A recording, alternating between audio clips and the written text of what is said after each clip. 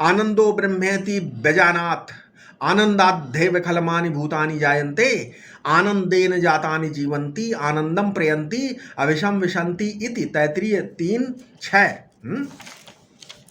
तो आनंद ही ब्रह्म है। बहुत से लोग बहुत कुछ कहते हैं, लेकिन क्या है, ये वास्तविकता है कि आनंद सदैव स्वनिष्ठ होता है ना।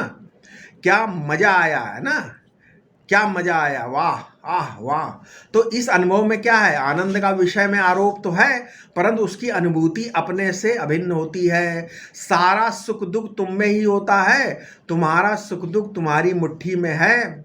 असल में कोई वस्तु तुम्हें सुख नहीं दुख नहीं देती, वो तो सहज स्वभाव से चलती है, परंतु उसके प्रति जिसकी वासना है वो उसे पाकर सुखी होता है और खोकर या न पाकर दुखी होता है। तुम स्वयं तो तटस्थ और उदासीन रहते हो।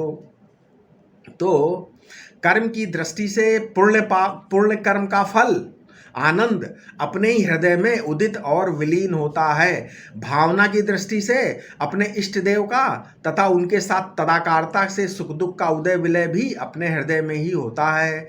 अच्छा, योग की दृष्टि से भी सुख दुख की वृत्ति हृदय में होती है। यद्यपि आत्मा का सुख दुख के साथ कोई संबंध नहीं माना जाता, सांख्य भी यही स्थिति है, सांख्य की भी यही स्थिति है। वेदांत में अपना आत्मा आनंद स्वरूप है और दुख आगंतुक माना जाता है ना।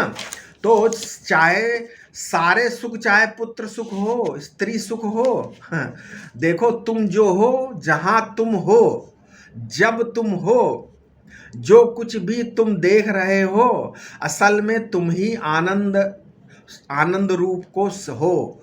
तुम ही आनंद रूप है, समझ में आया।